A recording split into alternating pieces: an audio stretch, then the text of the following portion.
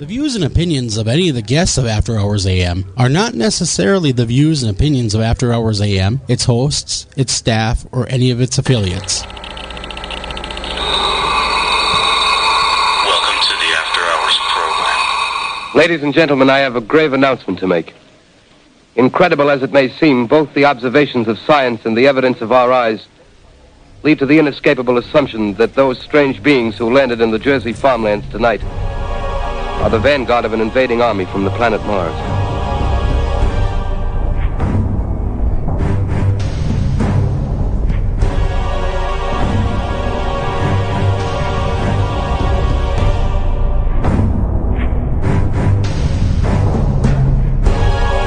This is the latest disclosure, a report from National Civil Defense Headquarters in Washington. It has been established that persons who have recently died have been returning to life and committing acts of murder.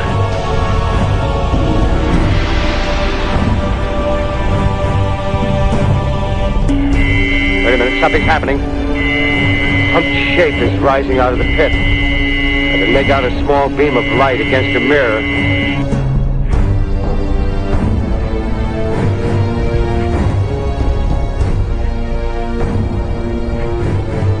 Welcome to After Hours AM Deeper Cuts. Cutting deep into what skews. And like the man said, welcome to this edition of After Hours AM Deeper Cuts. I'm your host, Joel Sturgis. Right along with me is Mr. Greg Bakken, and we're coming to you live from Paracon 2017, Mahnomen, Minnesota, at the Shooting Star Casino. How you doing, Greg? Good morning, Joel. And I say morning. We don't normally do this in the morning. We do this late at night. Normally, we do. And I got to say, I'm a little, not as fresh as I normally am for the PM shows. A paranormal convention is kind of a nighttime thing. There's a lot of night owls out there. A lot of people want to stay up late, and it's tough. And I love it. It has been. How late were you up last night? Honestly, last night was an early night. I think I got to bed just about around 1 or 1:30. Wow, that is an early night. But actually, I called it about 11 p.m. last night. Not a bad idea. No, I knew I had to be somewhat fresh for today. But like I said, we're over here at Paracon, and we're having a great time. And we've got to meet a lot of cool people. Oh, yeah. Interviewed a lot of cool people that we're going to be having later on that we're going to cut up. And again, really Llewellyn Publishing. We were giving away a lot of books yesterday. Yep. And that was a lot of fun because interacting with the fans is always where it's at, you know what I mean? And today we're having a huge giveaway from Fate Magazine. And Yes, I'm really ma'am. looking forward to doing that as well. But if you are in the area, Mahnomen, Minnesota, or anywhere, if you want to get here today, I've never experienced a Paracon, here's a chance to meet everyone. Really, who is who of the paranormal or anyone is here. Yeah, no, it's jam-packed with people, jam-packed with just the local paranormal groups and stuff around the Midwest area. It's fantastic. Yeah, well, you mentioned the locals, and we did talk with them, and man, they are such nice folks. They really are, and really just full of knowledge. And that was what was really nice talking with them, as is everybody. And, whether it was Steve Gonzalez or whether it was Grant Wilson or one of our local favorites, it was all very positive and very cool. Yeah, that's the thing I think Paracon in Mahnomen brings to our community, brings everyone together. Everyone has a chance to talk, catch up, share some stories. It's fun. Yeah, hang out, share some stories. Now, we're going to give you guys an actual episode. We're here to broadcast, bring you guys the best in, alternative talk radio like always, and that's After Hours AM, Deeper Cuts. Now, Greg, I notice you're over there feverishly working on the laptop, gathering up some great new headlines. What do you got for us? I'm scouring the world. You are. You are going like a madman. Amazing headlines. So let's start. I know we're at a paranormal convention, but what I like is UFOs, aliens. I think some of my friends are actually aliens. So let's start with a U.S. soldier claims he has spent 17 years battling aliens on Mars.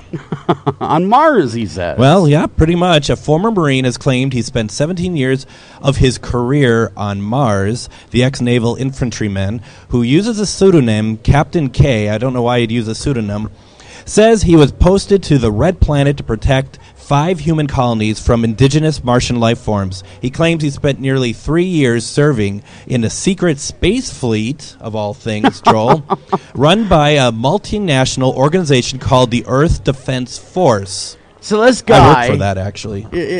You've heard of that before? No, I work for them. Oh, you do? Yeah. On your downtime? Let's not talk about it. Well, we won't. We'll keep them on the down low. All righty. So this guy, this Marine, is living for the last 17 years. No. Yes, he has. But I believe when we get to the story, we're going to find out that this person has retired. Okay, they're no longer living on Mars. Yes. Because I was curious, with the internet connection must be great on Mars. Because if he's emailing and posting the story, I mean, come on. Well, so the Earth Defense Force, as we now know... Intergalactic. Which recruits military personnel from countries including the U.S., Russia, China. Captain K's testimony reveals he has testimony apparently that the main human colony on Mars is called Ares Prime, which is located inside a crater. Well, of course, Ares Prime serves as the headquarters for the Mars Colony Corporation. Copyright, of course. According to Captain K, the air is breathable on the surface of Mars, and the temperature could be warm at times. Oh, yeah, I would imagine. It's the angry red planet, after all. So dress in layers. Keep cool. Make sure you have AC. You might want to take off that cardigan when you're on Mars. In testimony released to Exo News TV, Captain K, I don't want to get that wrong, said he was trained to fly 3 different types of space fighters and 3 bombers. He added that training took place on a secret moon called Lunar Operations Command, Saturn's moon Titan, and in deep space itself. Captain K says he retired after a 20-year tour of duty, describing a retirement ceremony on the moon that he claims was presided over by VIPs. I think I went through that too fast. The retirement ceremony was on the moon, Joel. It was okay. So that's where they hold their banquets. That's where they hold their banquets, and that's obviously where the Hall of Justice or something must be. You don't need to suppress the laughter. It's okay. Go ahead. You can laugh over there. Yeah. Go ahead. We want you to. It's okay. It's okay. We're all laughing over here too. So they're on the moon, giving him a retirement party. Yes, as one does. Well, why would I be surprised at that at all? No, not at all. Why is this the first time we're hearing about this? That's what I. Why were you not invited? Well, that's right. Why didn't we get the invite? Yeah. Well, but this is where it gets interesting. Oh, really? It hasn't been interesting yet. So. Let's see.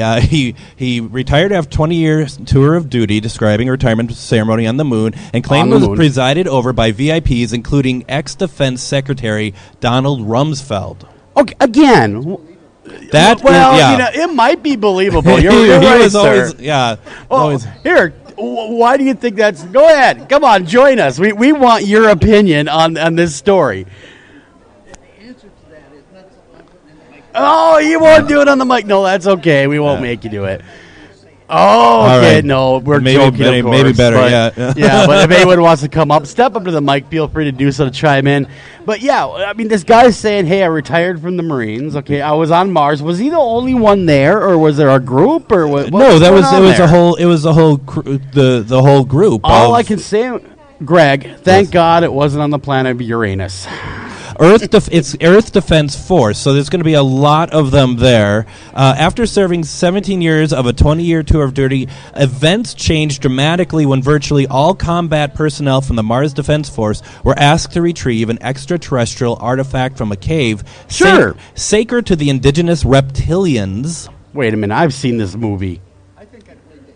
There's a movie there, and I can't remember what the movie was. I was just saying last night that I prefer the term reptoids. Captain K described how over 1,000 men and women were killed in a subsequent battle, and only 28 of his colleagues, including himself, survived. He claims that there are 2 indigenous species on Mars, so this is good for us to know when they invade, both which are highly intelligent. One of these was a reptilian species that was very aggressive in defending its territory. The other was an insectoid species that was equally capable of protecting its territory. He said that indigenous Martians are not particularly interested in expanding their territory, only maintaining it, so we may not have to worry about... So they're angry. They're like a crabby old guy yelling, "Get off my lawn!" Could very well be. Captain K said that as long as the Mars Defense Force and Mars Colony Corporation did not encroach on the territory of indigenous Martians, there would be stable relations. Thank goodness. Oh, man, I'll sleep better tonight knowing that we're safe on Mars and they won't be bothering us. But again, I'm mad. We were not invited to the moon ceremony. Well, no, I mean it is unfortunate. I'm definitely going to say that because I thought our press passes worked everywhere. Right? Yeah, I mean, that is not why we have them. You can hear iHeartRadio all over the world, but apparently not on the Earth. Or, sorry, not on the moon. No. I don't know where I am, The moon is apparently. where they draw the line. They go, we cannot put a transmitter up It's there. expensive. Well, I would imagine it is a little bit. It's hard. It's hard to get up there, that's for sure. It's a hard knocks life here in radio. So what do we got next? I mean, we cannot talk all day about this guy, although I'd like to. I'd like to get him on. Well, the story's done. The story is done. He retired. He had his ceremony on the moon. He was part of what I like to call Star Trek. Yeah. and he was done. And now he's breaking his silence. And it only begs the question of, how many are actually still there? And what are they doing up there? If this is true, and God, I hope it's not, just for everyone's sake. Mm. But if it's true, that blows the lid off of everything that we thought about space travel and our place in this intergalactic society, man. Well, I think we need to get Donald Rumsfeld on the horn. I think we should. Good old Donnie. Have him be able to tell us what's going on. Just remember, there's at least 27 people on Mars now fighting for our safety. Well, that's good to know, though. And freedom. That is good. And, of course, they retire them on the moon. Now, he must be now back here on Earth, obviously. Transitioning back. So I wonder if the difference in weight bothered him. Or I'd like to get the guy on the show. Well, Captain Clay. We're going to be getting Captain K on the show. We have to. Absolutely. We have to. Too bad he didn't go by Captain A. Like Captain America. Or Ahab. Sure. So a little bit of real estate news, as we know that this is where, what we really need to be talking about as a public service to our listeners. Realtor.com survey finds that there's a lot more people who are willing to purchase a haunted house than they ever thought before. Would you buy one? I'm in one. Yeah, I am too. So it's a great time. I tend to believe that most people are in haunted houses. They just don't realize it yet. Well, I was going to say, does it really, haunted house, non-haunted house? Is it really one of those deals? As in, do you know it's haunted most of the time? Do people, or do we just kind of just once in a while? Once in a while, you get something. Go about our daily lives and that kind of thing. But Well, so this is for anyone listening. Can you imagine sleeping in a room where there was a murder? Like how I read that, that's very dramatic. Murder! Or hearing footsteps when no one is there. Well, the majority of people would say no. Some brave home buyers are willing to put up with otherworldly house guests as long as the price is right. Oh, well, there you go. It all comes down to money, man. That's the nub right there. Right there. It all comes down to how much it costs. Right.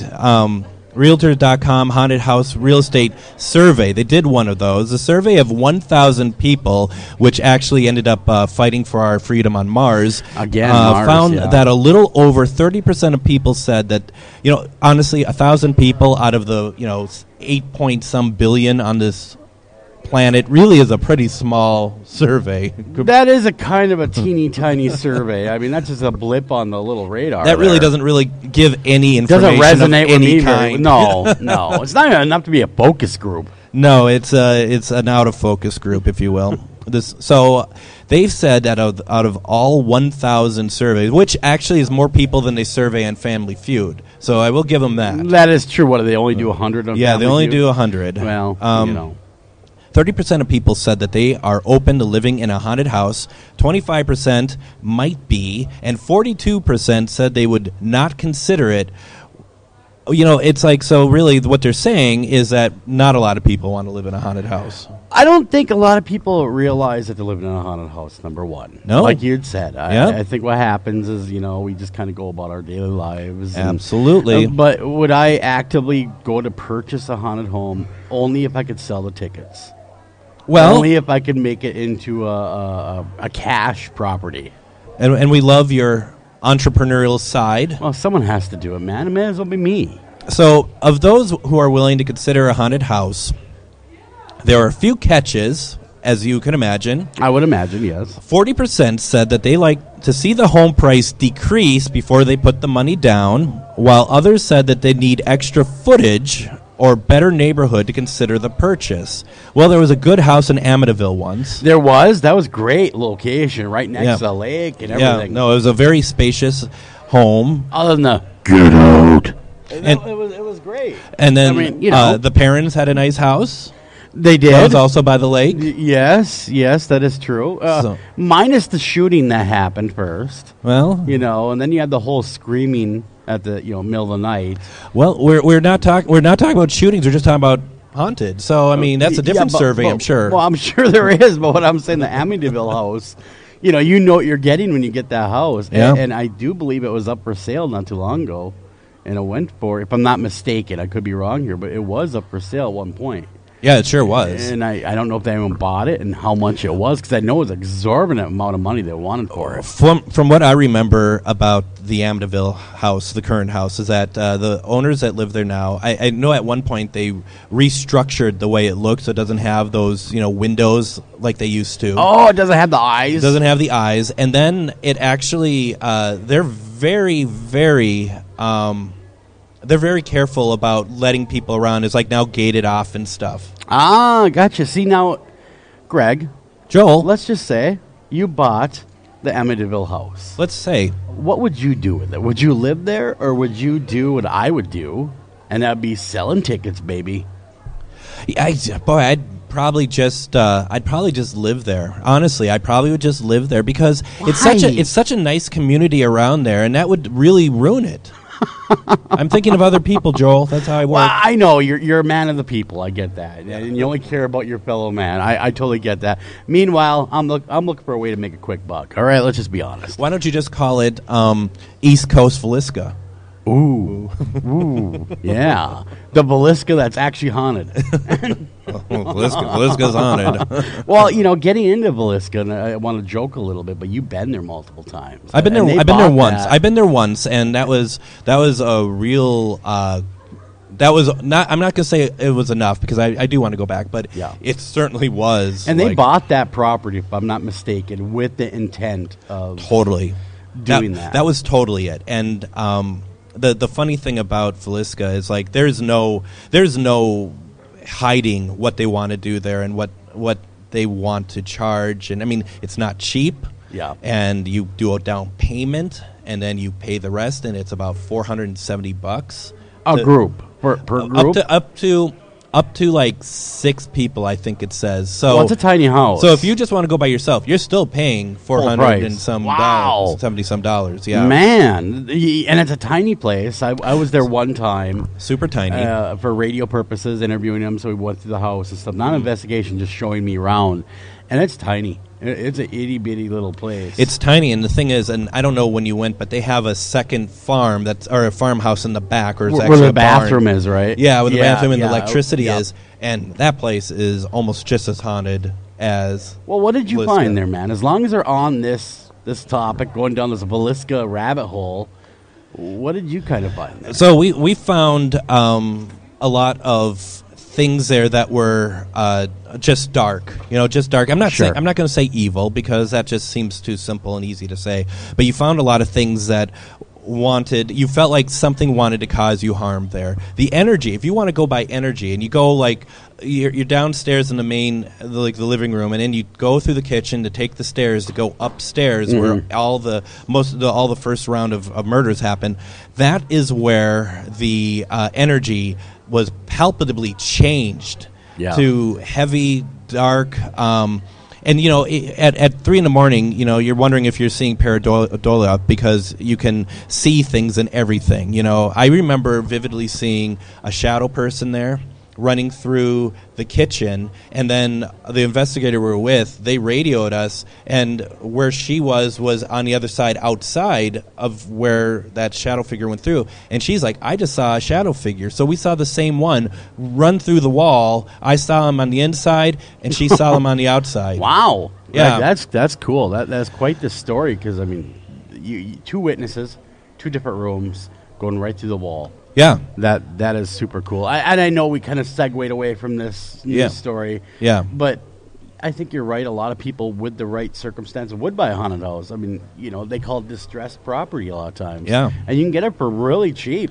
Distressed properties. You can, and you got to wonder too. It's like when someone says, "Oh, would you buy a haunted house?" How is that quantifiable? How can you say like, "Oh, I would buy one, but it'd have to be reduced in cost"? Yeah. Like, how can you actually? I mean, at least when you buy a meth home, you know that you're seeing all the walls ripped down and stuff. Exactly. And I say that because I almost did buy one in outside of the Twin Cities, and I didn't understand at first what was going on. Everything is ripped down. Everything because and so that's I mean you could say okay, this is a distressed property. Yeah. What will you do for me? But a ghost is like, well, I don't believe in ghosts, therefore they're not there.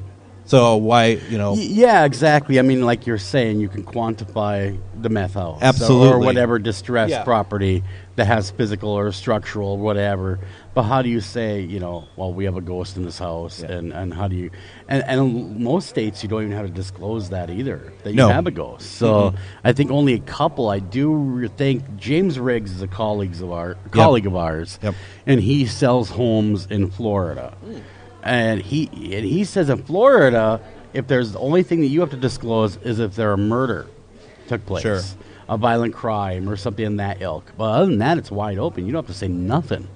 No, because I just don't know how you can, to be very honest. Well, how you say, Grandpa's up in the attic and he is haunting this house. So if you buy it, you're stuck with Grandpa. It's like, I heard a knock on the door. Well, someone probably knocked on the door. Maybe had visitors. Maybe you're more popular than you thought. All right, so getting away from this, I know you have more headlines here, at least a couple more. Let's see what we can do here. And again, we are broadcasting live over here at Paracon 2017, Mahnomen, Minnesota, Shooting Star Casino.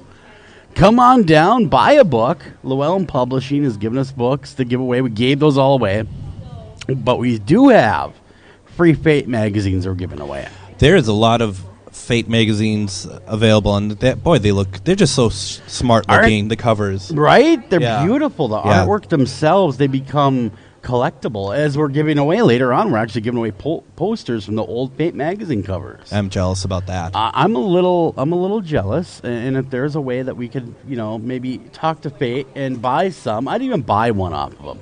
Oh yeah, I got to talk to studio. Natalie, who's going to be on our program at 11:45, and if you want, we can go through who's going to be. Yeah, why don't we talk about that a little bit and see approximately when people are going to be joining us. That's right, because we're pulling people away from their vendor tables today, and we're going to be talking to medium Heidi Steffens. She's going to be on at 11:30 after our break. Sure. Then we're going to have Natalie Fowler, who is an author, and she's also heavily involved with Fate Magazine, and we're going to be talking a lot about. We're going to talk about Fate Magazine. We're also going to talk about what she has going on, what project she's working on. Yep. We're going to talk to one of the paranormal teams that are highlighted in this year's Paracon. They actually just spoke at 10, so I know that they're very relieved to get that done with. Yeah. But we're going to talk to Johnsdale Paranormal. We're going to have a whole half hour with them. Okay. To That's going to be a lot of fun. Yeah. I mean, those guys are a hoot anyway, and then talking with them will be great. And then we're going to bring back Kelley Freese from the Palmer House. We always love talking with her. They just had a big presentation yesterday. Yeah. We could talk about that. They have a couple events coming up. And then I wanted to bring in Kevin Swanson, also known as Swanee. Yeah. And we're going to talk. He's a gadget guy. He knows Bill Chappell. They collaborate on some stuff. Okay. And he's that idea of really looking at the evidence and having a technical mind to it. We're going to talk about that.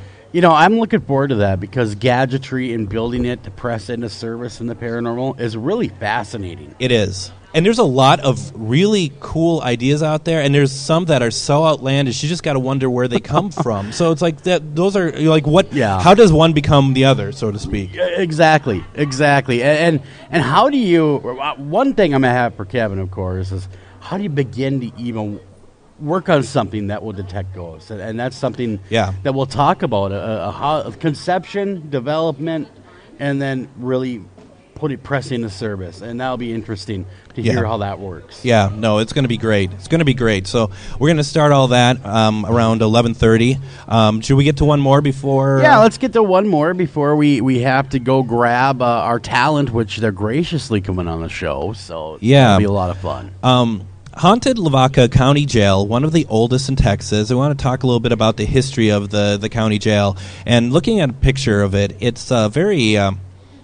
It's old, and that's what I love looking at. Hallettsville, Texas is a little over 100 miles east of San Antonio in Lavaca County. Built in 1885, the Lavaca County Jail has stood the test of time. It didn't actually close until 2005. So it was an active jail. Yeah, it was an active jail, making it the second oldest operating jail in Texas at the time. A lot of history, and architecturally is just an awesome building, and it has a 30-inch thick masonry wall owned by Roger Chambers. The downstairs houses offices, sleeping quarters for deputies, and at some point in the past, sheriffs and their families lived on the property. In 1976, a new area of the jail was added and became a place where female inmates were kept. Not only was the jail one of the longest running in the state, it also was a place where justice was served quickly. There was a gallows in the yard adjacent to the jail where they did public hangings. Property manager Deborah Fawcett said, "Numerous executions, suicides, anguish inside the jail cells is why many believe the place is haunted." Unfortunately, this article doesn't really explain, like, what did people experience haunting-wise. You know, that's what I would like to know. Yeah, in the article, they don't really talk about what people experienced, and I'd like to get in there. I would too, yeah. That'd be great to get into old jails, though. They seem to always be... They got that different kind of activity going on because you know what you're getting with a jail. You're getting, dread and people, being combined. And have you ever investigated a jail yet? I have not investigated a jail. I've been asked a couple times to go along stuff, and they just haven't happened for whatever reason. Yeah. But I would. And you've been. Yeah, I've been to Alcatraz, and I've done a few of them. And Alcatraz is such a...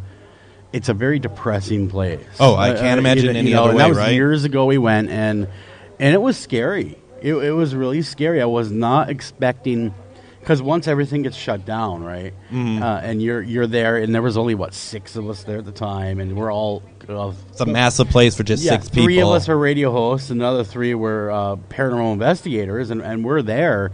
And we could hear doors shutting. Yeah, we could and we knew we were the only people in this building, aside from one other person, that's the park ranger that was overseeing our stay. Sure, but a total of 7, 6 active, and then of course the park ranger. And we could hear, people walking, and I swear to God, I heard people screaming and doors closing, and it really was a very terrifying. That has to be very unsettling. It was. I wasn't expecting it because I'm actually deep down inside. I get to be a skeptic.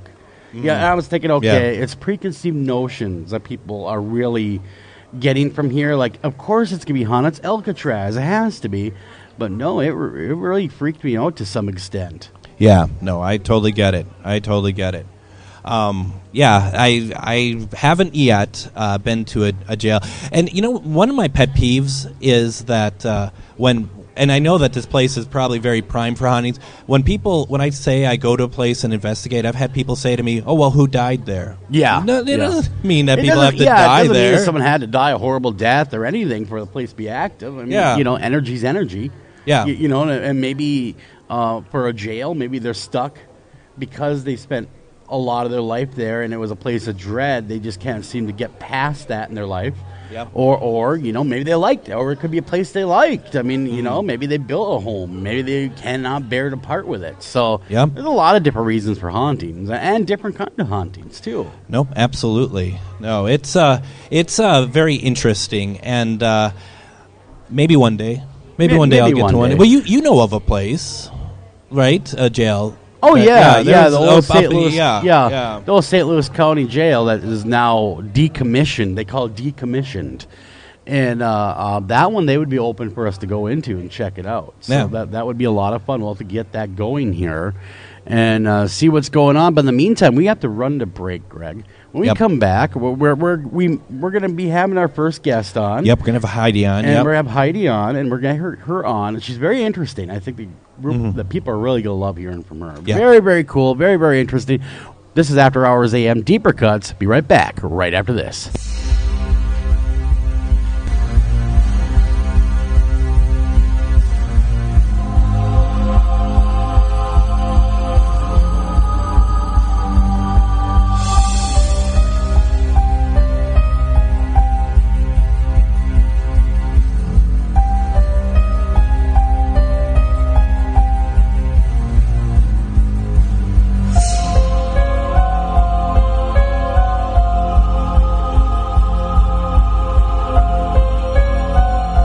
You're listening to After Hours AM Deeper Cuts. Cutting deep into what skews. Hi, Tom Bodette. If pop culture is to be believed, roughly 40% of all people are actually vampires, or dating one. Well, undead or not, you can always save on a clean, comfortable room at Motel 6, even if you sleep during the day because direct sunlight turns you into a pile of sparkly coffee grounds. Speaking of which, we have free coffee every morning. You day sleepers may want to go for the decaf. I'm Tom Bodette, and we'll leave the light on for you. Book online at motel6.com. Hi, I'm Kip Parker. And I'm Charlie Parker. And we're the Parker Brothers. Hey, Charlie, what's missing from our game catalog? I don't know, Kip. Tell me. Well, you can't talk to the dead.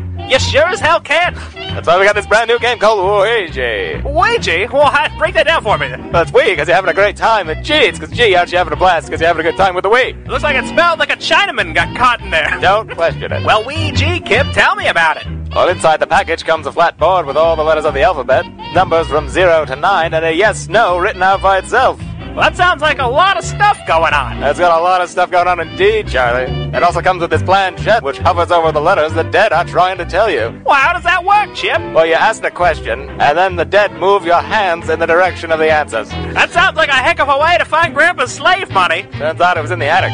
But the questions don't have to be as serious as slavery. You can also find out if Sally's got a crush on you. The dead like to answer all sorts of trivial questions. Feels like they'd have better things to do with their time, Kip. No, lost souls are lost forever, and they're really glad to help.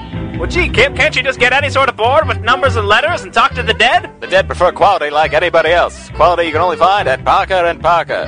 The Ouija board, brought to you by the Parker Brothers, available in both white and colored wallworks. Separate but equal savings. Author Steve Asher brings us Hauntings of Trilogy.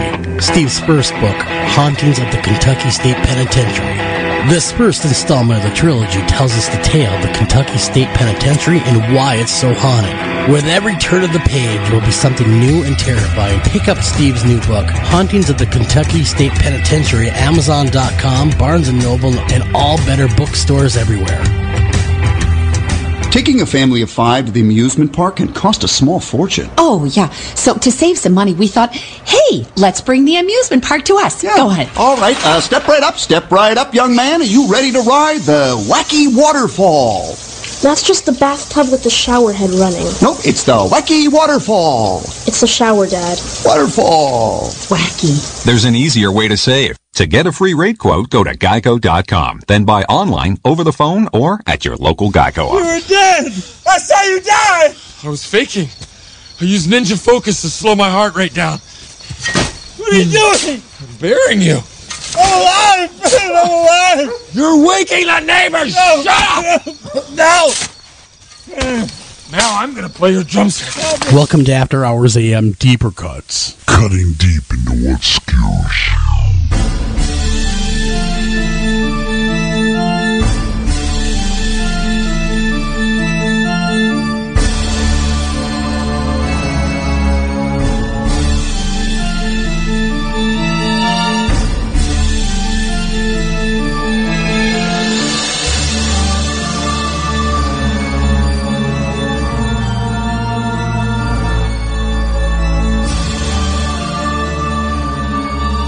And welcome back to After Hours AM. This is Deeper Cuts. We are live at Paracon 2017. Finally, Joel, this is finally happening. It's been a lot of fun. I mean, this is my first year here, first year covering it.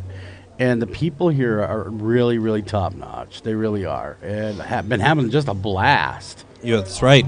And so kind of what we had been talking about all weekend and talking about all the very cool people and what they're doing and how diverse it all is, we wanted to talk to some of the folks who have tables in the multiple ballrooms. And we're going to start with Heidi Steffens. Hi, Heidi. How are you doing? Good. Thanks for having me here today. Hey, anytime. My pleasure. You are a paranormal energy consultant. Yes, I am. And could you please tell us what that is, please? I deal with anything outside of the normal. So anything So paranormal. Joel, you'll deal with Joel I will Sturgis. deal with Joel. Really? Okay. Wow. Absolutely. I have a hard time finding people to deal with me, so I'm really happy to hear that. Yes, I'll take on any case. Anything outside of normal. Even ones that are losing cases like my own. Well. Those are battles. That's a losing battle. Not a I'm losing always case. up for a challenge. Okay. So you're an energy worker, and Yes. how busy has your booth? I mean, you got lines up at Wazoo out there. I mean, do you enjoy? Obviously, you enjoy coming here every year. But how many years have you been part of this Paracon? I've attended Paracon before. This is my first year with the table. Oh, very cool. Yeah. Very cool. So I was excited to do this year, and it's been amazing. The people here, like you said, top notch. Yeah, they really are. So what was it that you finally I need to do a table? Because you've been doing it for a while. You've been doing this work for a while. So I mean, it's Yes. not like that you haven't been out there promoting your works of. What was it where you find this is the year I'm going to do a Paracon table? It just felt like the right year. Sure. I don't have any other reason other than I'm going to do it this year. A lot of years I do work on weekends. Last year I was officiating a wedding, which Okay. I had planned a year before. So you can marry people, huh? Yes. So maybe next year we should get some listeners that want to get hitched. We'll bring them here That to would Paracon. be fun during Paracon. Fun events. Paracon wedding. Marry 100 people at once. At one time. I could do that. We'd need a lot of pens for signatures, but we could do it. I wonder how many we'd have to have for the Guinness Book of World Records. That'd be interesting. Probably to a look lot, into. I'm thinking. Although maybe not as many as you think. If it's during a Paracon, that puts a little. That's a different. That's a different. Yes, that's a different category. That is a lot. Greg, different. I'm just trying to think of good PR stuff, man. And there you are going. I don't know. No, well, that's where we differ, surely. And well, I'm just I thinking think it would be fun. People would probably, do the Paracon is like their thing, and to get married. Sure. Yeah, that'd be really cool. And even to get less people. See, now I'm gonna play along. To There even we get less go. people, to make it easy, we will have people in costume also. So costume at Paracon, getting married. Cosplay. So like 3. We only need So 3. You want cosplaying brides and grooms to get married at Paracon. Yeah. Is that too much to ask? Well, that is right up there. That's a pretty tall order. Greg. Officiated by Heidi. Officiated by Absolutely. Heidi. I'm and game. She's Yep. game. Wow. Maybe So we should look into that. So we'll talk to Jamie well, afterwards and get that all sorted out. We'll see what happens. So to get back to you now, since we've taken all that away. Sure. How did this all start for you? When did you start realizing that there's something that you can do to help people? That part was a long time coming. The energy work, the seeing spirits, that's been forever, and for a long time was very scary to me. It was I was afraid of it, and people in my family didn't understand it. So I was really in the dark with it for a long time. Even into my 20s, I wasn't accepting it. I didn't know what to do with it. I would see things, hear things, know things, but a lot of it was scary to me. So I really didn't know what to do with it until I got into my 20s, and I decided, okay, I've been afraid of it for this long. Let me try something else, because that's not working. And so I just decided, instead of to be fearful of it, to ask questions of it. And I would just sit and ask myself questions. And what is this for? Why am I seeing this? Who is this? And I realized that I wasn't getting a fearful response back. I was getting information. And that was the start of my journey. And so I've been doing this for about 20 years now. And wow. Yeah. So it's not like your first year. I mean, you've been doing it a long time. Right. And some of that was just learning and growing and developing and practice. Did you have a mentor at all in the journey? I mean, no. My spirit guides have been So I my mean, best. a lot of people will talk to that, that are mediums and energy workers. They always say, hey, I've had a mentor along the way. A lot of people have said, Echo Bodine, for instance, here in Minnesota, was my mentor. But then we talk to people like you that are self-mentored, using your own spirit guides. Correct. And did you find that to kind of be hard navigating the gifts and not having that sounding board, maybe, of someone that's been there, done that? It was challenging because I'm also then trying to learn a new language and then learn from them through this new language. So, when I'm talking to my spirit guides, and I think most people are like this, when you're talking to your spirit guides, it's learning a language that you don't speak. Mm-hmm. You're trying to learn how to talk to each other. So learning the language while you're trying to navigate this territory was interesting. And it was a little confusing, and I didn't get it right away, but practice. And that's just it. And the practice, of course, now is not as easy as it sounds, I would imagine, because when you're learning and you're getting mentored by your spirit guides. Right.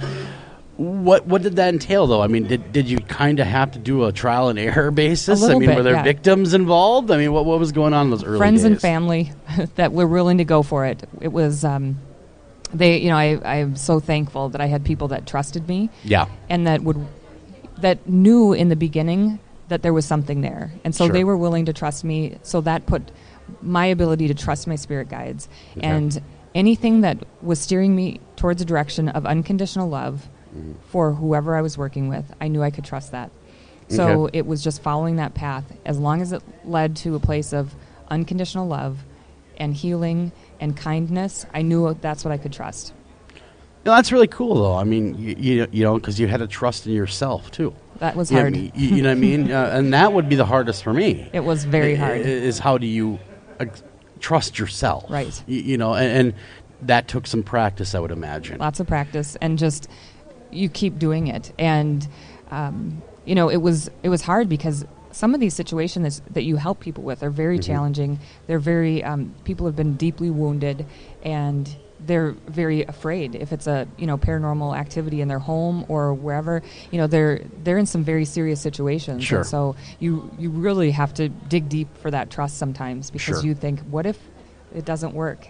And what if it doesn't work and I can't help them? But I've had amazing spirit guides, amazing mentor guides, and it's been a good path.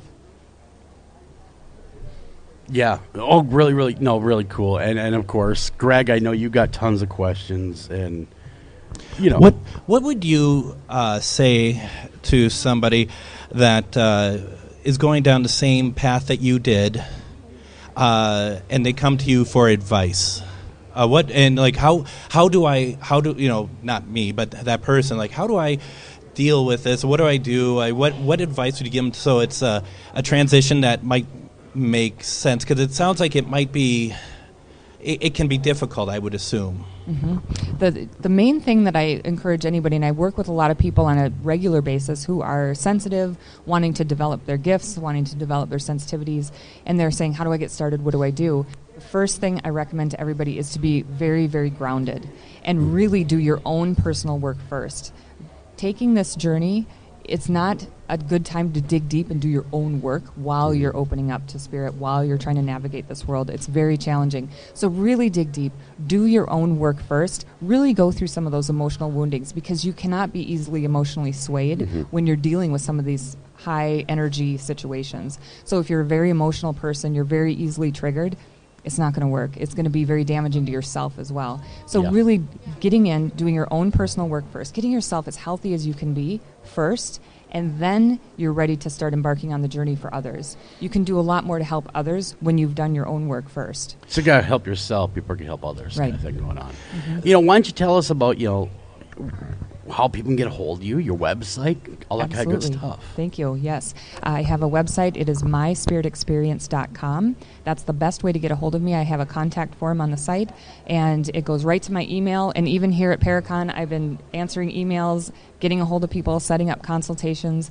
I can work with people over the phone through Skype. I do a lot of remote work. So I do classes and consultations in my studio as well, so people can come see me in person as well. Very, very cool, Heidi. Thank you so much for coming on. My pleasure. This was great. It was a lot of fun. Love to have you back on again at some point for a full show. Of course, this is just a quick 15-minute blurb about you. It's been fun. I'd love to get the nuts and bolts from you. Cool. And we're going to come back. We're going to play a tune, actually, from one of our favorite independent bands that are trying to get some airplay.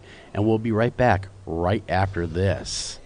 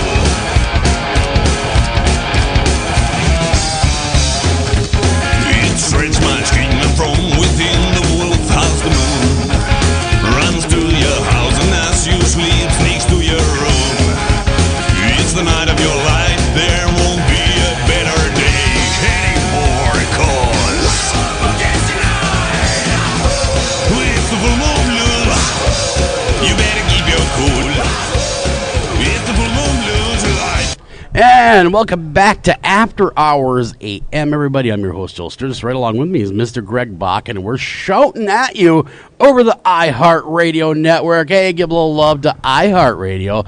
TuneIn Radio also came on board. Love them as well. But we're sitting here with Mr. Jason Hawes, and a man that really doesn't need an introduction, but I'm going to give him one anyway. All right? It's free. Why not? Well, you know what? My opinion is worth every penny, and it happens to be free. Jason Hawes is, some people say, the founder of this crazy explosion of the paranormal. Everybody knows him, of course, and loves him from the hit TV show on Sci-Fi, Ghost Hunters. Now, Jason, you know, it's an honor, number one, to talk with you. I've been meaning to get you on radio for years. Our schedules have never quite meshed, but now we have you for a few minutes. What's your thoughts on Paracon? Hold on. Technical snafu, folks. Don't worry. There we go. There we go. We got All right. There it is. Well, thanks for the introduction. This is my second time here. I was here about 6 years ago, and I'm just happy to get back. It's grown. It's great to be out here and hanging out with everybody and meeting all the fans. Is it completely different between the last time you're here than this time in terms of like size and stuff? Because I mean, it's been a sizable amount of time difference between the two. Well, yeah, you could definitely see that it's grown. Yeah, and they've done just a phenomenal job with it, and I look forward to coming to more of these. The last few years I haven't been able to get out here, but I'm happy I am here now. All right, Jason. The early days, when all this began. Well, back when I was young? Back when you were young and I was young and the world was Wait, still no, I didn't great. have hair then either. Well, brother, over here. All right. More aerodynamic. Hey, you know what? Except we for have sweat. big brains. Sweat's you have the worse. same hairstyles. Sweat's our biggest enemy. Nothing catches it. Exactly. And it really helps us think, to be honest. We have such big brains. But when you first began with all this going on, and if we'll back away, Greg, there you go, Greg. Thank you, sir. I'm just learning how to use this fangled thing. Before all the cons started, Ghost Hunters hits. It wasn't quite the industry it was today. Were you overwhelmed when everything kind of got going? Yeah, because we only signed on thinking that the show would last one season, so we only agreed to do 10 episodes and had no idea that it would take Sci-Fi. At that time, they were like number 37 of the top watched cable stations and brought them within the top 10. And just to see the support and the people who really locked onto the show and how quickly it grew, it was mind-blowing. I mean, the show aired in almost 170 countries at one point. Now it airs in like 130 still. Well, I got a funny Ghost Hunter story for you at the radio station. We're over there, I was in Texas at the time. One of the biggest iHeart radios was Clear Channel at the time. And one of our guys that does all the entertainment stuff comes in. He handles all the big stars and stuff. And he says, I looked at the paper. And it said, Ghost Hunters, Sci-Fi Channel, takes a risk on the paranormal was the actual headline. And he says, yeah, that show won't last. And here we are all these years 13 years later. 13 years later. 260 or 270 and I know episodes? there's a lot of cats out of the bag I'd like to get from you, but I know I can't. But is Ghost Hunters going to come back? Are they going to ride again? Well, the thing is, we weren't canceled. It's just I didn't want to re-sign with Sci-Fi, and a bunch of us didn't. We owned the show between Pilgrim Films and us. So we just, at that time, we felt it was best to pull it from them, just because they were going through a lot of changes over there, and we needed to get away and move on. We are talking with a bunch of networks. I can't say too much. We know all right, TV but, works. Don't worry. A lot of positive things that'll be coming up, and I think you'll definitely see Ghost Hunters again. The only thing is, if you do, I want to change it up, and that's one thing that I've been talking to Craig from Pilgrim Films about, and so forth, because since we started in 2004, there's been 1,000 copycat shows. Yeah, there has been. To each their own, but they've all followed our format that we started back in 2004. And it's gotten boring because nobody has done their own thing or tried to do it their own way. They've just copied a format because that was a format that did well. Mm-hmm. So I definitely want to change it up and get back into something, really get into the tech side and show some other stuff. But at your heart, you're still a paranormal investigator. Absolutely. I was for 15 years prior to the show. Exactly. Are you happy, though, when you see people experimenting beyond what you guys did on the TV show, where you see them pushing that paranormal envelope?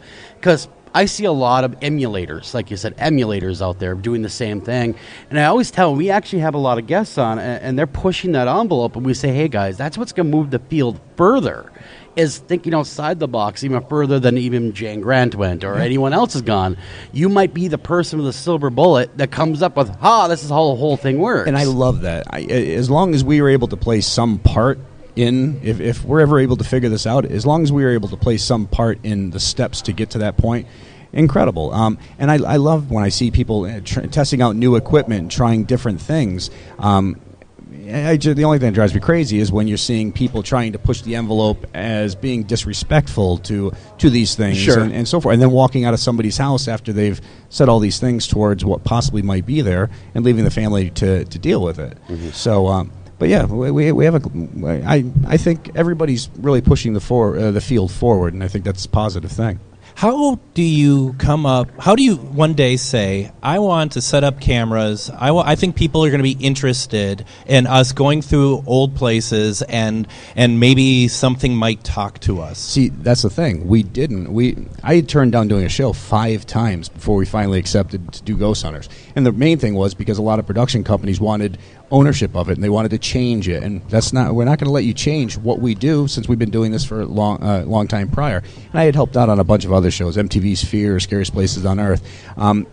So we turned down doing a show about 5 different times. And Craig Pelagian, the owner of Pilgrim Films, said, hey, he goes, you know what? Somebody's going to do it.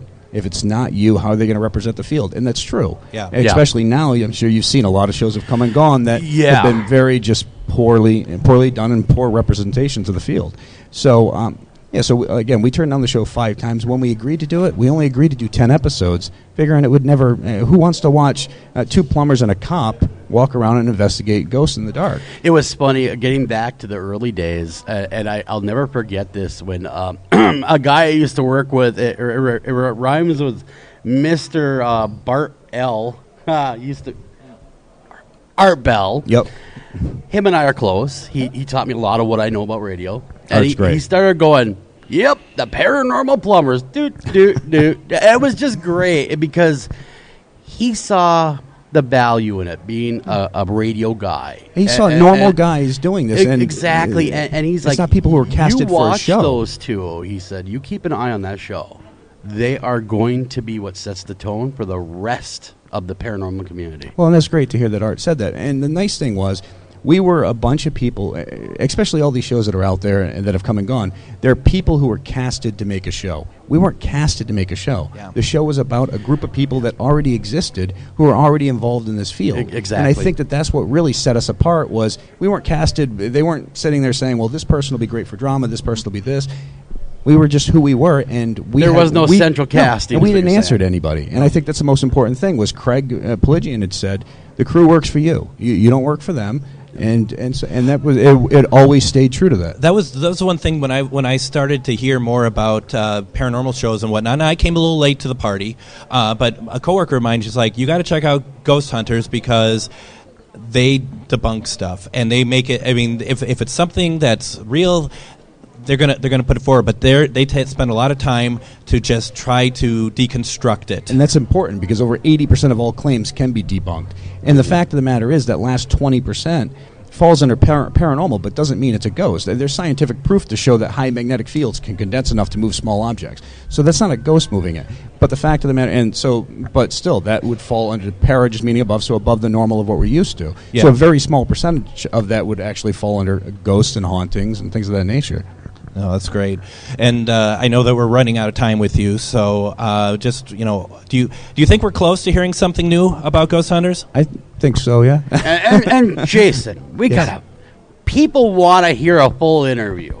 We're going to have to get something scheduled someday for the show. Well, I do nationally syndicated radio now as well. So you guys just let me know, and I'll go down to my studio. I'll connect over to you, and I thought you were going to say you want us as guests. Yeah, we can do that. We can do that too. We've done that several times. If you check out BeyondRealityRadio.com. I mean, we are on stations all across the country as well now. So sure, that's great. Very cool to hear. Jason Hawes, everybody, can't thank you enough for coming on the show. Thank you very much. Thanks for your time. And enjoy the rest of Paracon, and we'll be catching up soon. Before you know it, again, everybody, going to break quickly.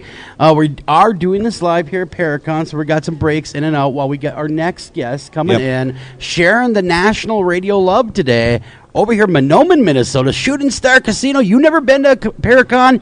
Get down here today and join us at this Paracon.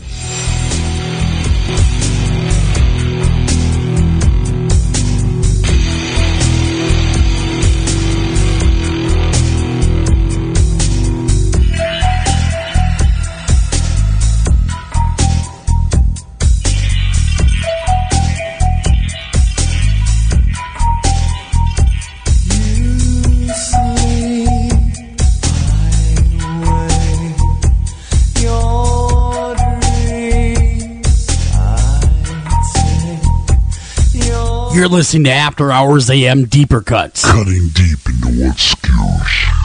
This is Jen McGowan, founder of Wayward Souls Promotions, a company dedicated to helping individuals, teams, radio shows, and others that are seeking exposure for their individual events, conventions, and shows. We offer a wide variety of advertising, such as web-based article, social media posts, podcast advertisement, and so on. Contact us at paranormalpromotion@gmail.com, visit us on Facebook at Wayward Souls Promotions, and visit our website at www.waywardsoulspromotions.com.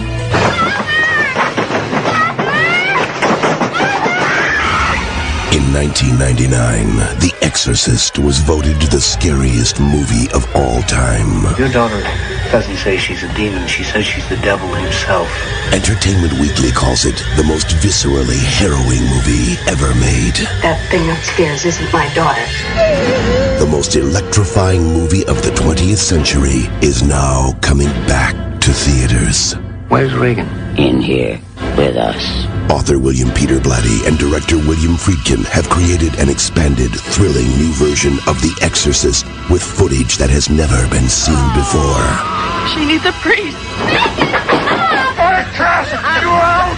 Don't miss The Exorcist in the version you've never seen. Possessing theaters everywhere. Rated R, under 17, not admitted without parent. You're listening to After Hours AM Deeper Cuts. Cutting deep into what skews.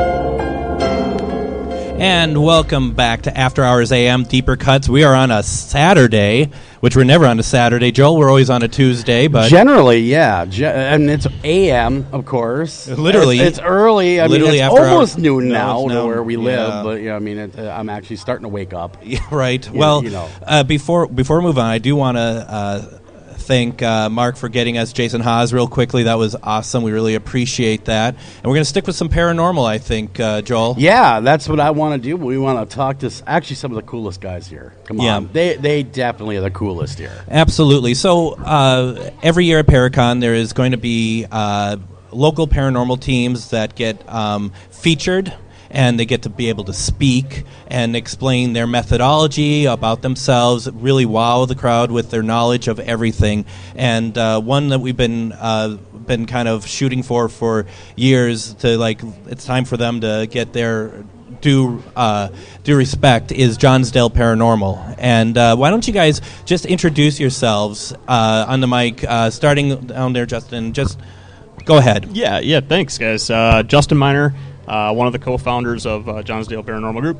I'm Brian Miner. Bill Hill. All right.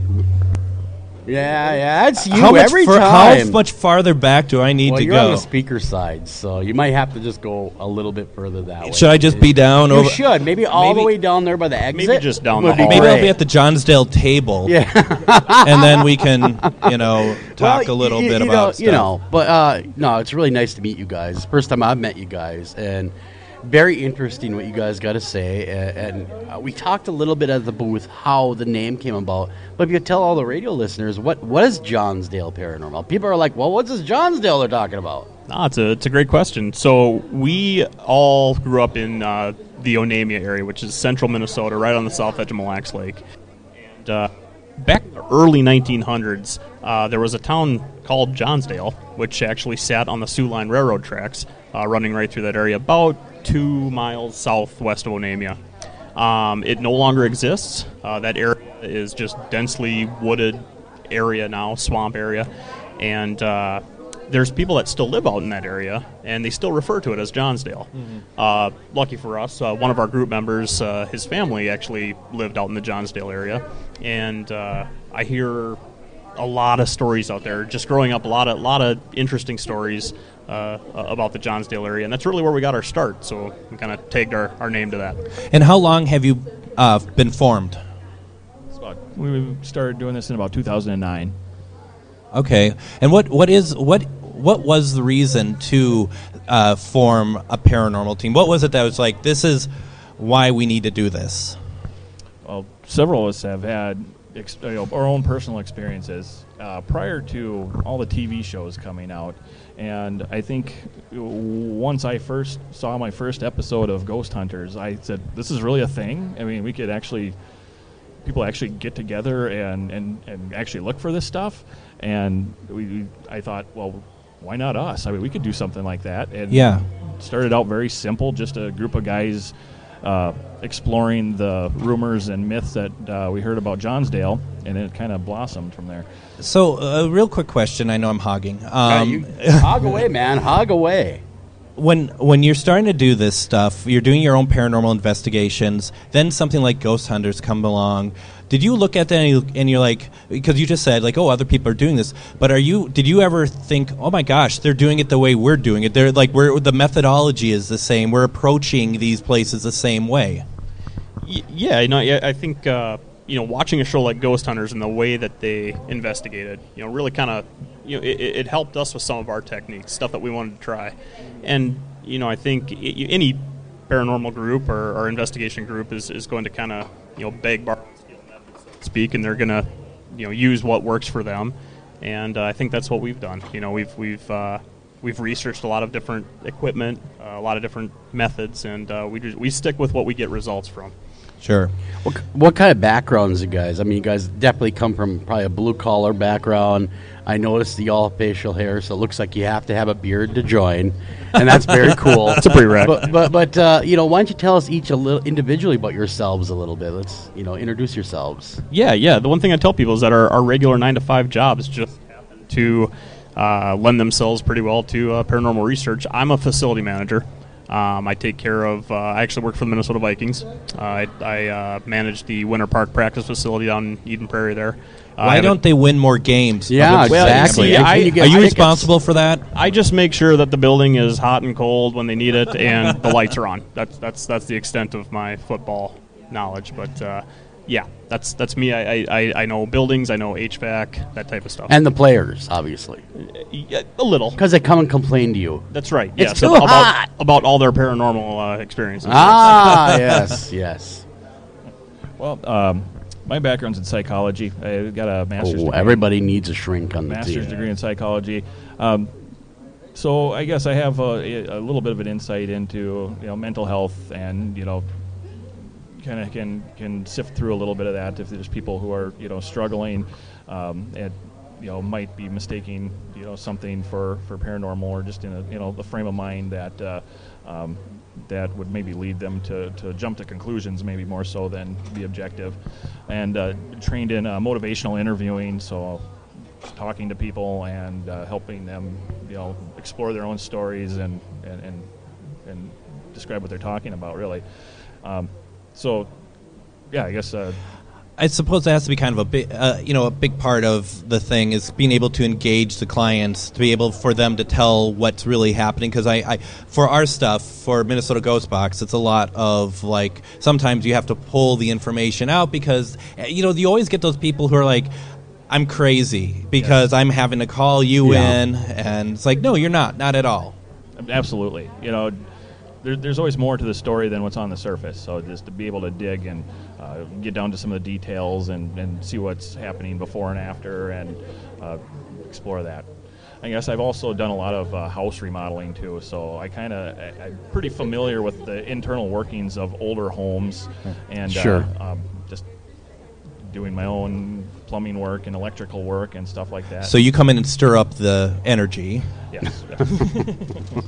And then tell them they're crazy because they're a psychologist. Oh, there's that feedback again. Might be, no, I don't know who it is, but that's okay. We'll get through this. It's a live broadcast, man. It's live radio, man. It's naked radio, so don't worry. What's yeah, okay. Getting back to that, so you come in as a psychologist and you're able to better understand, though, what they're going through because there's a lot of fear involved. Yes. And so that does come in handy.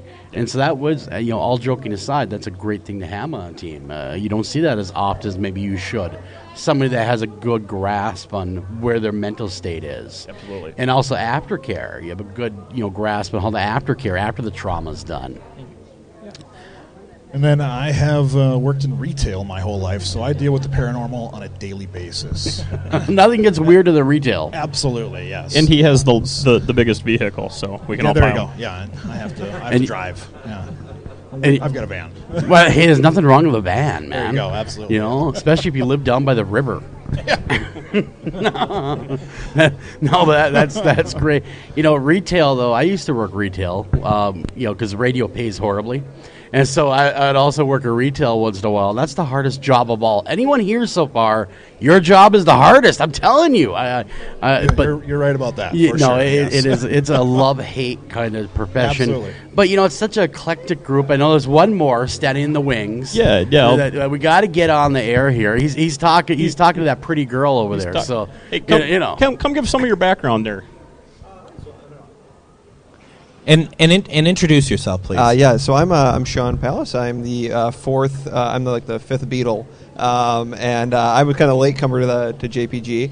But I came on actually working at a haunted museum or a allegedly haunted museum. So I'm trained as a historian. I kind of bring that to the table. You want to say the location? Oh, it's the Warden's House Museum in Stillwater, Minnesota. Oh, that's a cool place. Very cool place. Interesting. Cool. Yeah. I've not been there myself. I wish you guys would have invited me. Yeah, I think there's something in the works here. Yeah, there's always something. There's always something in the works with you guys. Some sort of way of educating people. Would you talk about that a little bit, please? In terms of like first of all, like what do you have coming up, but also why is it important to do these get-togethers or whatever you want to call them? Yeah, we spend a good deal of time connecting with county historical societies here in Minnesota, western Wisconsin. We come in, we investigate buildings or locations that they have claims of paranormal activity, and then we return to present our findings. We show them some of the other stuff that we've captured throughout the 10 plus years of investigating that we have, and I think it's important to kind of walk through with people, show them how we catch our stuff, the equipment we use, how it's supposed to work, and really let people kind of see a little bit behind the scenes for how we do what we do. Because I think a lot of people are interested in the paranormal, but they may not have the time or the funds or whatever to go out and investigate on their own. So there's a lot of questions, and I think we're in a position to where we can answer some of those questions. Very cool. Yeah, I agree. I think there's judging by how big the Paracon is and how it's grown. Clearly, I mean, there's a lot of interest in this, more than most people might even realize until you come to an event like this. We found it's also a really good way to get people into those museums. A lot of the museums are experiencing less foot traffic and less interest, and this has really brought more people and a new crowd into the museums to tour and to learn about history, and that's just something that we really enjoy. Now, Sean, you kind of say that you're the skeptic of the group, and I remember us talking yesterday about it and how you work at the museum, but it's that you need to kind of you're bringing healthy skepticism to the. I'm sure, but I have a feeling you all do, right? Yeah, we really rip our own stuff apart before we put it out to the public, but I just maybe have a little bit more intense skepticism, I guess. Right. I would even go as far as saying that I do not believe in ghosts. Like that's kind. I know that's sacrilegious to say here, but that's kind of where I'm at. To say here live on the air with all these people trying to national crowd radio. in on you. Oh, absolutely. Time to tell them that. Everybody's looking at you. Oh, yeah, it's horrible that I say that. But after ex-member of Johnsdale Paranormal, Sean. Yeah. But after investigating with these guys for almost 5 years at this point now. And you consider yourself the newbie. Still newbie. Still the new guy. Still the new guy. You haven't added since. Still has to carry the bags. He's still not listed on the website. No. I just got on the website. Just got on the website. Pretty exciting. The Facebook page, he doesn't have access to it yet. After all that, I would say I believe in the paranormal. I don't know if I'm not saying. I just haven't gotten the piece I really need to jump into the ghosts. What is that? I mean, did you have an idea this would get me closer to believing? I mean, I think everything that we're capturing is getting closer, But I mean, I am in the camp that I need to have Abraham Lincoln float through the wall at me. You need that direct experience. Like, oh my God, it is a ghost. And then it needs to show up on camera. Yep. Yeah. So I'd like to point out that he claims to be a skeptic. So much of a skeptic that he joined a paranormal group. You know, I was going to say, I was thinking, wow, he is truly a skeptic. He joined, but no, every team, much like a good psychologist, needs a good skeptic. I mean, really, that's that checks and balances. You know, you got to have that too. So a healthy skeptic. I'm providing an invaluable you really are. You're the guy saying maybe when everybody else is going, oh my God, that's so paranormal, you're like, wait a minute. So, are you on any other Facebook paranormal pages? And the reason I ask because here I go through you join groups, paranormal group pages, not like groups like yours or mine, but just great evidence or something like that. And you just see these pictures being posted of just flooded with orbs and stuff. Does that if you see that stuff, you just get annoyed? No. In the most polite way possible, yes. I guess I don't take a lot of stock in that sort of thing. I mean, and I understand that's a personal hang up of myself. Is I do have a hard time looking at other groups. That's why I like being part of a group because I know how it was captured. Yeah, it makes sense. I can really appreciate that answer. Well, thank you. Because if you weren't there to get it and you're looking at it, and it's hard to put a stamp of paranormal on anything anymore. And with the age of manipulation of pictures and video and everything, it makes it that much harder. Because back in the day, it was, you took a picture with a 35mm camera. Well, where's the negative? If it's on the negative, it was there. Well, it's not that easy anymore. And so it has to make everybody in this community, I'm an investigator, Greg's an investigator, raise your game that much higher because, my gosh, it's changing so fast, technology. And I was just getting back to that, as a very honest and really sincere answer, and I'm the same way. I have really hesitate to give any judgment on any evidence, just because I don't know. I mean, I totally agree. I agree that I don't want to, like you, I don't really want to listen to EVPs from other people because, for me, 99% of what they play for me sounds nothing like what they say it does, and that's the thing too, is being told what it says. That it's not. Yeah. Right. Yeah, I would say, that basically the reason we start off, and we really believe this too, any presentation that we give or anything that we're showing to the public, we're not claiming that it's caused by ghost or spirit activity. It's just odd stuff captured that we can't explain, we tried to recreate, haven't gotten anything, satisfactory enough to match what we caught. Is it a ghost? Is it a spirit? Who knows, man? You take a look, you take a listen, you decide for yourself. Now, just so you know, Joel knows where you can see the ghost of Abraham Lincoln.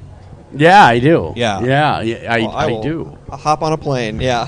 No need for that. You don't even need that. It's 3 hours east of here. So years ago, I have my own story, and I haven't told this. Actually, I don't tell many people this because I don't have any evidence of it. Right, no, but it's interesting. Not like I can... So I'm outing you. When I was a college kid, I used to volunteer at the depot when I was going to community college. Back then, you had to do so much out in the community kind of work, help people out. And I'd walk around the depot. It was occasionally when they would have big exhibits, they'd bring me in, and I'd walk people around. And they had, one year they had Abraham Lincoln's death car there. And I thought that was kind of cool. We're looking at the death car, and I was a kid at the time, must have been all 22, 23 years old. We didn't have any actors. It wasn't like there was any actors or anything showing, Abraham Lincoln or anything. This lady comes up to me and she says, "Man, it is really cool here." And I said, "Yeah, it's very cool. The trains are really awesome." This is in Duluth, by the way, the depot in Duluth. And I said, "Yeah, it's really cool. Step back in time to the trains." "No, the actors are so authentic you guys have here." And I said, "What actors? We don't have any actors." And Ken Bueller is still the manager, was then. And I said, "Well, Ken didn't hire anybody to come in here and do anything." She says, "No, you have an Abraham Lincoln lookalike." And we talked to her for like 10 minutes. And he was telling us all about these facts, about this and that. And she says, "That really helped my kid, got him interested in history." And I said, "No, again, ma'am, we don't have any. You could check with Ken Bueller up in his office. I'll call up there, and maybe you could tell him how much you enjoyed it." So she did. She called up there and talked to the manager, and he's like, "We don't have anybody in costume." We're just showing the car as it is. So that always stuck with me. I don't know if it was her imagination, what kind of drug she's on, or whether there was really something going on. I can't speak to it. I don't know, but it certainly was a good story. Yeah, it's interesting. And it's funny that you bring up Abraham Lincoln, because I always think it would be interesting to actually Adam Seltzer did that book about the ghosts of Abraham Lincoln. Yeah, and Adam and I, we talked about that same story. Yeah. And now the death car now, according to him, his apparition has been seen a lot around that death car. Yep. So it wasn't just where I was; it was pretty much anywhere it goes. He travels with somebody. Now, was it residual? But it seemed to be active and talking to him and showing her around. Kinda, yeah. It was like a weird tour guide. Like, hello, madam, how could I help you? After all, Abraham Lincoln. Follow me as he goes through a wall, and she busts right through it. Exactly. I have a splitting headache, madam. You don't mind if I sit down for a minute? So you all spoke this morning during a Paracon presentation is a big deal. How did that go? I thought it went really well. Not what I heard. No, I'm just kidding. That's not the rumor around this booth. And it comes out. You're all lying to us. No, I thought it went well. I mean, we showed what we really wanted to try to do was show, kind of the highlight reel of the past, 9-10 years of investigating. So we pulled out the stuff that we thought was the weirdest, creepiest stuff that we had, and we just put it out there. And it seemed like we got a pretty good response. Yeah, and several people came up and wanted to talk further about some of the clips, and that's kind of what we were hoping for. Were you all nervous?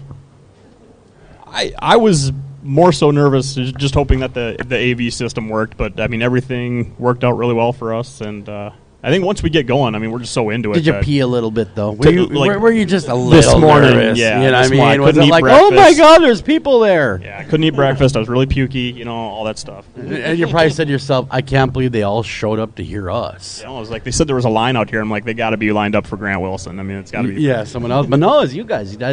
You guys really did do a bang up job. That's what everyone has told us over here. That very good presentation. Thank you very much. So, did you want to say something? No, I was thanking you. It's good to hear that feedback, because sometimes we do these things and don't really know.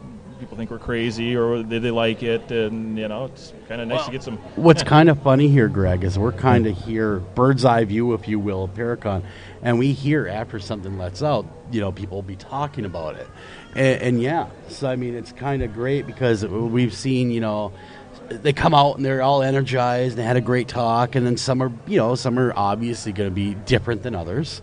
And yours, the crowd came out. They seemed pretty energized. So that's always a good sign when they're coming, when they bust through the doors, not just kind of go, man, So that's always good. Yeah, we appreciate that.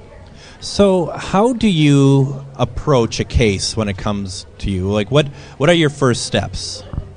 Yeah, if we get contacted and asked to come to a location, the first thing I'm going to do is try to dig up some history of the location. I want to know, what's the story behind it? Who built it, who lived there, who worked there, that type of stuff, the general history. And then we reach out to whoever contacted us, and I want to hear the stories, the claims of paranormal activity from the people who experienced them. If we can get a hold of them, that's who we want to talk to. We want to go to the location, have them take us to the spot where they experienced something that they consider to be paranormal, and walk us through it. What is the end game for an investigation for Johnsdale Paranormal? Is it to acquire evidence, or is it to help the client? And if so, what sort of things do you do to help clients? Not to dominate the microphone here, but jump in anytime you guys want. I would say the end game for us is we're data collectors. So if somebody comes to us with a story, or a claim of activity, we want to capture that same activity onto audio or video or whatever. Maybe that helps validate their claim. Maybe it helps them to know that they're not crazy, that what they're experiencing, it did actually happen. If we can explain it for them, if it's got a natural cause, we want to do that too. We don't want to label something paranormal that's obviously not. Yeah. So in a sense of helping clients, I would say more so getting validation of what they're experiencing. And then, we're in this because we want answers too. We want to know whether or not this stuff is real or if it's not. And we're going into like I said, try to capture something onto audio video that we can show people here at an event like this and get their opinion on. That's really good of you to say all that too. I mean, to get that validation for those people, a lot of investigators are jumpy. Everything is paranormal to some of them. I mean, there's we've all run into that where everything. And it was nice to hear you say to validate their claims, not trying to hunt for evidence on your own, but you want to match up what they're saying. Right. I mean, that's why we're there. Without preconceived, oh my God, before you get there, you're dealing with a demon, madam. You must leave. That kind of stuff. Well, and our experience with facilities managing and remodeling homes, if we can find something that to know, well, what you could be experiencing is very normal in a house like what you have, and let them feel a little more comfortable, and especially if they're afraid, pointing out that it more than likely could be natural, but if it's something a little more serious and they are definitely afraid, we try to be very respectful of their personal beliefs, because like we have said, we don't know really what's causing these things, and we have no evidence of any the nature of what's happening. So if they have some spiritual beliefs and would like some assistance with that, we would refer them to someone who is probably a little more specialized in that than we are. Have you ever run across anything that is like that you couldn't explain, that you needed to bring in some like a second opinion, or has it all been pretty straightforward? I would say, I mean, in our time investigating, we've never run into anything that we would consider harmful or demonic. I get, the term I guess would be. Sure. Maybe we're just lucky, but we haven't run into anything like that, and we really haven't been in a situation where somebody needed or wanted whatever was happening there to leave. Like to kind of reiterate what Brian was saying, if we did get in that situation, through the contacts that we've made here and other places throughout our time investigating, we have a lot of great contacts that we could refer people to get the help that they need. I do like the idea that you mentioned it earlier that, probably some of the paranormal equipment that you use, you're going to be able to use on the house itself to debunk some of the stuff that's going on there. Yeah, more than likely. I mean, we would prefer to be able to find an explanation, especially if someone's afraid. Yeah. We would rather be able to say that's normal. That's not paranormal. You don't have to worry about that. You don't have to be afraid of it. And that would be the ideal outcome in coming into a place where someone was afraid. I agree. I agree. And man, time just flies. And yeah. How long do we got them for another few minutes, don't we? A couple more minutes. Again, yep, live absolutely. radio guys. We're working on an itinerary. We're gonna have a lot of big names coming on yet today, and of course Johnsdale. I mean, really, heck of great guys. Doing great work out there, kicking butt, taking names, and really it was interesting to hear what you guys your feedback watching the crowd again. Getting back to the Paracon. Now, how many years have you guys attended Paracon, and how many years have you had a booth? Yeah, this is our 4th year here at Paracon. First time presenting at a booth all 4 years that we've been up here. So, now have you seen steady growth of the Paracon as it's been progressing? Is this as far as crowds go? This is my first year here. This is the first year the show has been here. Is this a bigger turnout than even last year? I mean, yeah, being sitting in our booth all day, it's hard to really get out and experience sometimes. Sometimes you get focused in on talking to certain people, stuff like that. But yeah, it's always a good crowd. There's always a lot of people that come out, a lot of people that are very interested in what's going on here. So yeah, Paracon's definitely a highlight event in our year for sure. So what's coming up next for you guys? What talks are you going to do, or what's happening that we should know about? Yeah. So next weekend, next Saturday night, we're going to be out in Menominee, Wisconsin, at the Dunn County Historical Society for our Ghosts of Dunn County event. Back in the summer, we investigated the Lewis Smith Tainter House out in Menominee. It's on the campus of UW Stout. Very interesting investigation. We're going to highlight our findings from that investigation, as well as throw in some of our cream of the crop, so to speak. The 28th of October, we are going to be at the Warden's House in Stillwater for a day-long event. 4 different presentations, 11, 2, 4:30, and 7. And after the 7 o'clock presentation, we're going to lead a VIP investigation of the warden's house for 10 lucky people. And how do we find out? Like, where do we go to?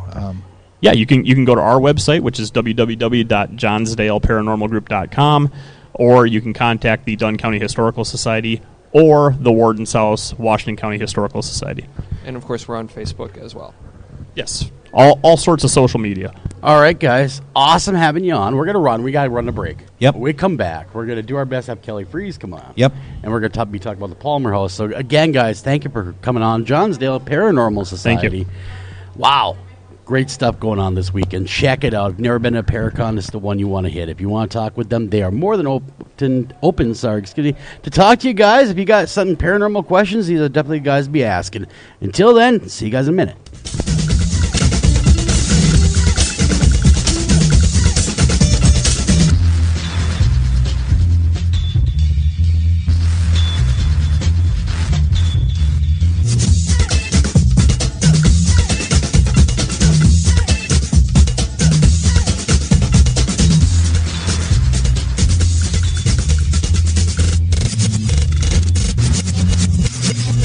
Hey, you listen to After Hours AM, and if you're listening to us via podcast, make sure you like us, follow us, review us, tell your friends about us, tell grandma about us, and keep listening. Taking a family of 5 to the amusement park can cost a small fortune. Oh, yeah. So to save some money, we thought, hey, let's bring the amusement park to us. Yeah. Go ahead. All right, step right up, young man. Are you ready to ride the wacky waterfall? That's just the bathtub with the shower head running. Nope, it's the wacky waterfall. It's the shower, Dad. Waterfall. Wacky. There's an easier way to save. To get a free rate quote, go to geico.com. Then buy online, over the phone, or at your local Geico office. This is Jen McGowan, founder of Wayward Souls Promotions, a company dedicated to helping individuals, teens, radio shows, and others that are seeking exposure for their individual events, conventions, and shows. We offer a wide variety of advertising, such as web-based article, social media posts, podcast advertisement, and so on. Contact us at paranormalpromotion@gmail.com, visit us on Facebook at Wayward Souls Promotions, and visit our website at www.waywardsoulspromotions.com. Hi, I'm Kip Parker. And I'm Charlie Parker. And we're the Parker Brothers. Hey, Charlie, what's missing from our game catalog? I don't know, Kip, tell me. Well, you can't talk to the dead. You sure as hell can. That's why we got this brand new game called Ouija. Ouija? Well, break that down for me. Well, it's Wii because you're having a great time, and G, it's because G, aren't you having a blast because you're having a good time with the Wii. It looks like it's spelled like a Chinaman got caught in there. Don't question it. Well, Ouija, Kip, tell me about it. Well, inside the package comes a flat board with all the letters of the alphabet, numbers from 0 to 9, and a yes-no written out by itself. Well, that sounds like a lot of stuff going on. It's got a lot of stuff going on indeed, Charlie. It also comes with this planchette which hovers over the letters the dead are trying to tell you. Well, how does that work, Chip? Well, you ask the question, and then the dead move your hands in the direction of the answers. That sounds like a heck of a way to find Grandpa's slave money. Turns out it was in the attic. But the questions don't have to be as serious as slavery. You can also find out if Sally's got a crush on you. The dead like to answer all sorts of trivial questions. Feels like they'd have better things to do with their time, Kip. No, lost souls are lost forever, and they're really glad to help. Well, gee, Kip, can't you just get any sort of board with numbers and letters and talk to the dead? The dead prefer quality like anybody else. Quality you can only find at Parker & Parker. The Ouija board, brought to you by the Parker Brothers, available in both white and colored wallworks. Separate but equal saving. You're listening to After Hours AM. Do you have a question for the guests or even the host? That's really easy. Go ahead and email those questions to afterhoursam@gmail.com. Are you feeling like picking up the phone and being part of the show? Call us at 612-326-6874, 612-326-6874. Come be part of the madness.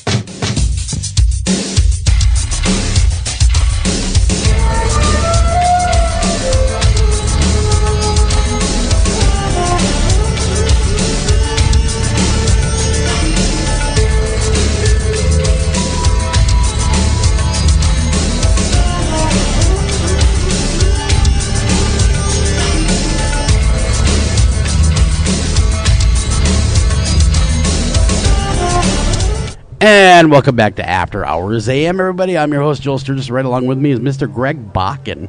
Hello. And this is a Deeper Cuts edition live here at Paracon 2017. And with us right now, we have one of our favorite guests of all times, good friend, that's become a very close friend of mine. Just a short amount of time. I actually went to the Palmer House, stayed a weekend. I was skeptical, remember, Greg? I said, we'll see about this Palmer House.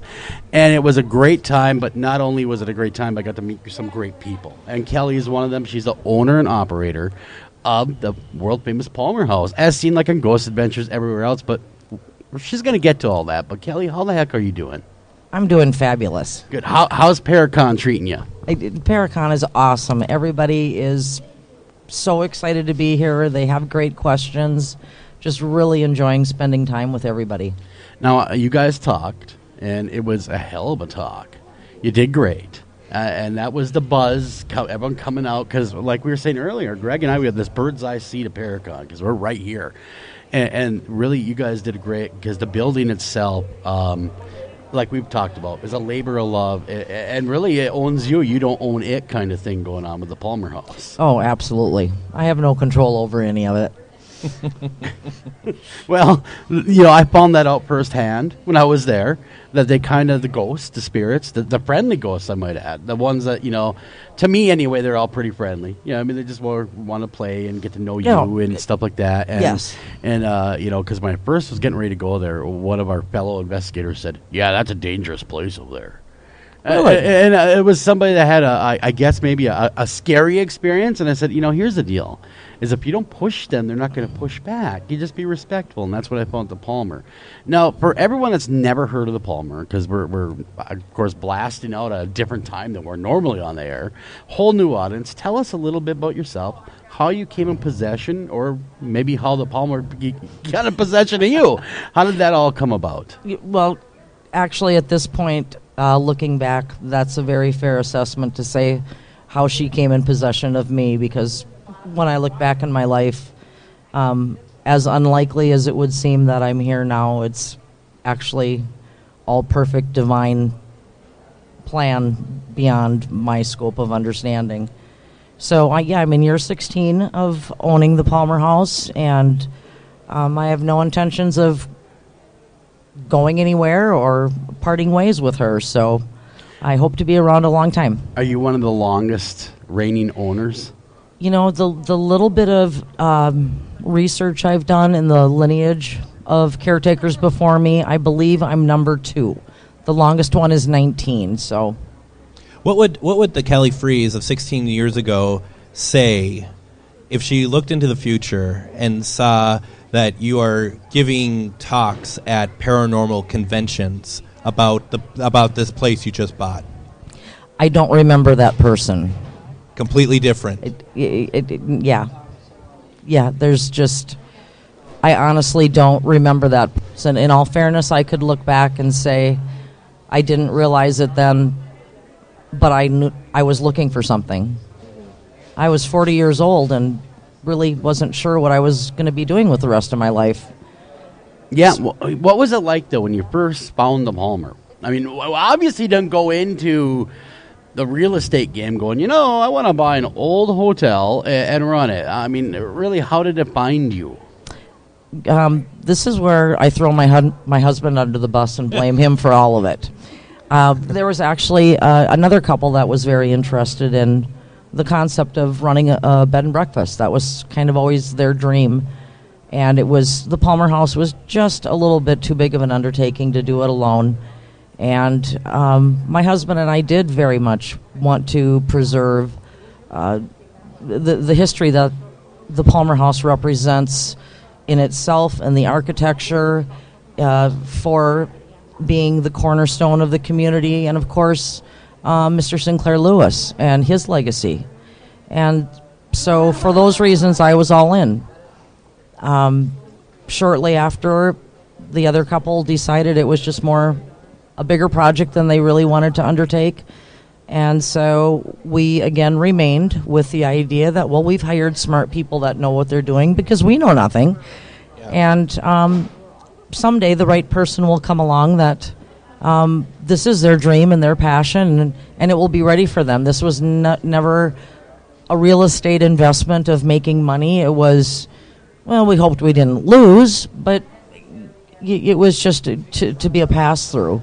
And you're not, you did not grow up in Sauk Center, right? No, I'm from a small town actually in southern Minnesota called Butterfield. My husband actually is from Pipestone, which has the beautiful Calumet Hotel, which is actually considered a sister hotel to the Palmer House. So there's a lot of synchronicities in my life going back, because I did live in Pipestone for a period of time, which is how we met. But yeah, there was a whole bigger plan in place that I was completely unaware of, and was just a little pawn in it, and it worked out beautifully. Yeah, it kind of sounds eerie in a way, though. Really, when you, not eerie in a bad way, but how the Palmer and you connected. It definitely, there is fate at hand here. Oh, absolutely. The way it happened, and then when I came to the Palmer, and I can speak because it's relatively fresh, the first time I was ever there, what really got me was how period correct it is. How when you walk into the Palmer, you're going back in time. Yeah, cool feeling that is. I'm so grateful that everybody before me it didn't alter the integrity of that historical accuracy. The woodwork is still the hand-carved woodwork. The stained glass is still the original stained glass. The doorways are in the same place. The entire building functions yet today as it did when it was built in 1901. And that actually does make it very unique. There's a lot of old buildings that are around that are even older than the Palmer House, but they've been converted to assisted living apartments and even retail spaces and office spaces. So the whole integrity of the building, and maybe the historical architecture of it, has even been compromised and lost. And so we're very blessed that we still have that, and I have to credit to everybody that came before me as well. Could you tell us a little bit about the project that is currently going on at the Palmer House with the mural and everything?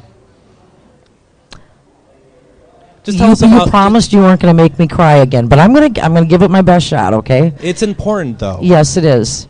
Another one of those odd synchronicities.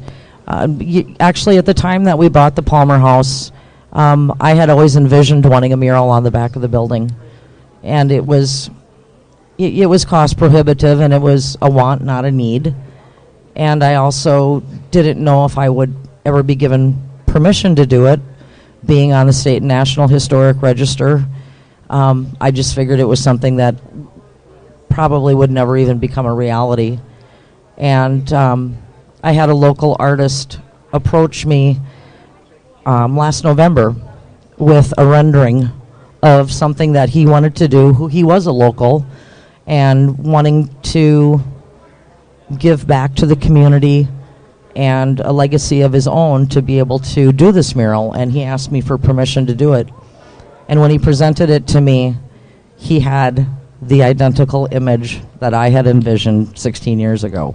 And the reason why I bring it up, because this mural looks like it's always been there. Yes. It fits wonderfully into the building. It really is beautiful. It's like it's been there forever. It looks weathered and almost older, and it gives it that authentic look to the building. And that, because I thought it was old. I remember I was talking in a parking lot, and I said, "Wow, that must have been there a while." Yeah. And he said, "No, that's a couple months." Yeah, a couple months. And so it really melted itself into the building. Now you did your talk here at Paracon. I heard a rumor of some new information you were going to talk about, and I got to press you on that. Oh, and that's fine. My job. It's out there public now. Is there anything you'd like to announce to the national audience?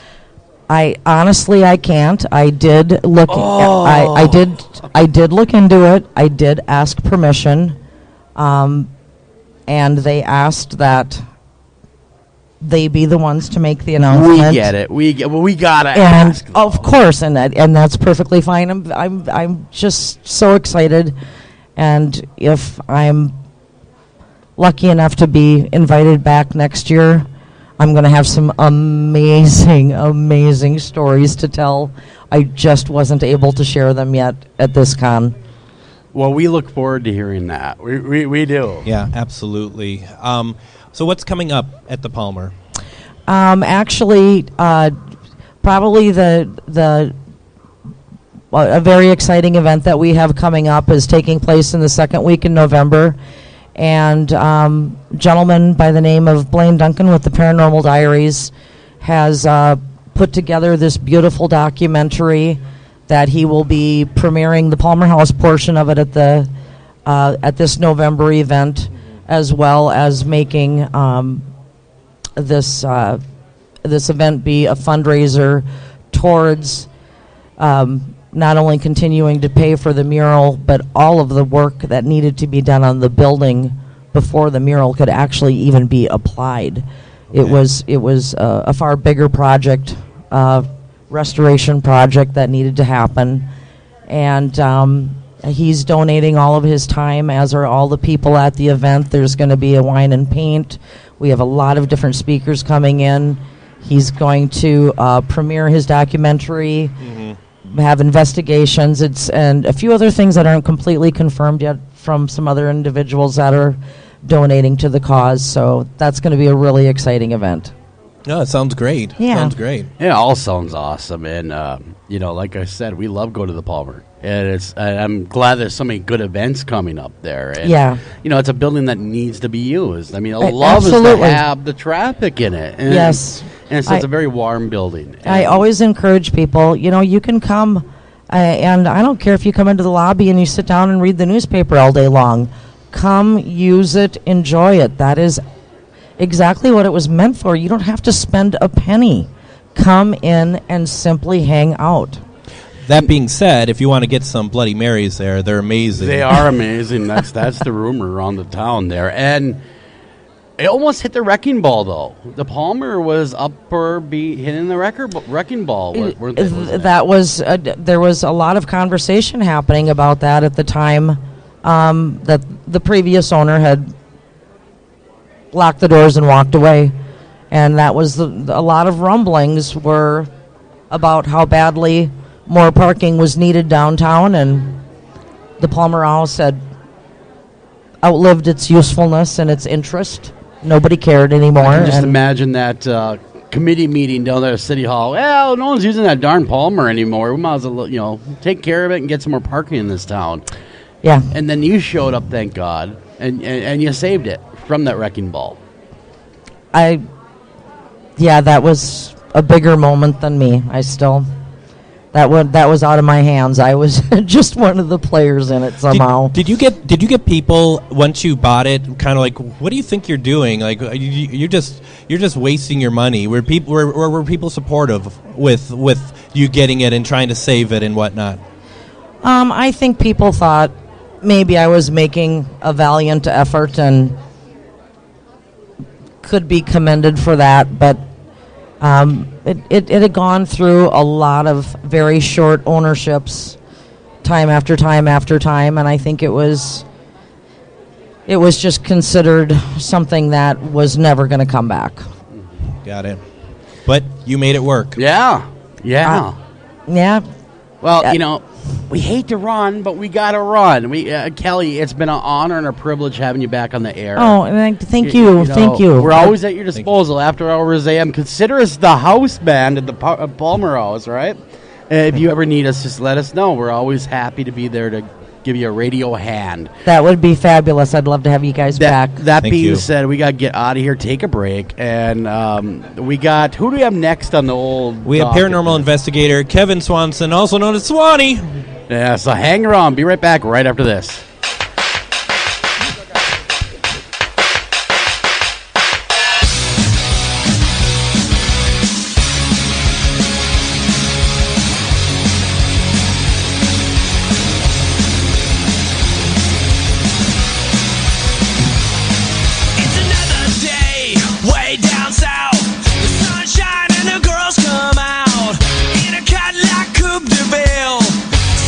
Strawberry This is Jen McGowan, founder of Wayward Souls Promotions, a company dedicated to helping individuals, teams, radio shows, and others that are seeking exposure for their individual events, conventions, and shows. We offer a wide variety of advertising, such as web-based article, social media posts, podcast advertisement, and so on. Contact us at paranormalpromotion@gmail.com, visit us on Facebook at Wayward Souls Promotions, and visit our website at www.waywardsoulspromotions.com.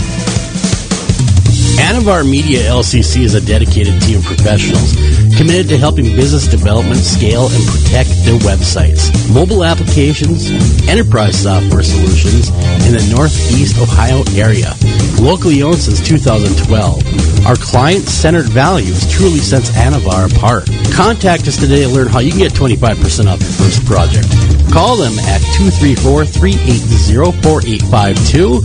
Again, that's 234-380-4852, or visit them at www.anavar.com. Again, that's www.anavar.com. Hi, Tom Bodette. If pop culture is to be believed, roughly 40% of all people are actually vampires, or dating one. Well, undead or not, you can always save on a clean, comfortable room at Motel 6, even if you sleep during the day because direct sunlight turns you into a pile of sparkly coffee grounds. Speaking of which, we have free coffee every morning. You day sleepers may want to go for the decaf. I'm Tom Bodette, and we'll leave the light on for you. Book online at motel6.com. Author Steve Asher brings us Hauntings of Trilogy. Steve's first book, Hauntings of the Kentucky State Penitentiary. This first installment of the trilogy tells us the tale of the Kentucky State Penitentiary and why it's so haunted. With every turn of the page will be something new and terrifying. Pick up Steve's new book, Hauntings of the Kentucky State Penitentiary, at Amazon.com, Barnes & Noble, and all better bookstores everywhere. After Hours AM Deeper Cuts, cutting deep into what scares you.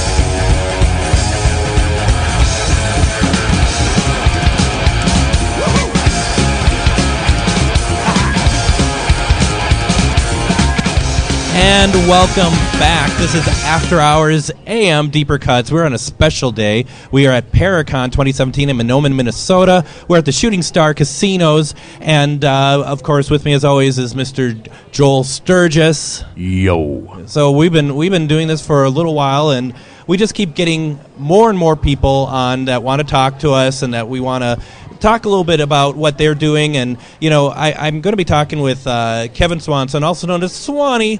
And Kevin, I wanted to have you on because you're a very keen paranormal investigator. You're also very interested in the gadgetry, you know, the real and not like on a passing sort of interest, like, oh, I like spirit boxes. I couldn't take it apart and put it together. You're much more technically minded.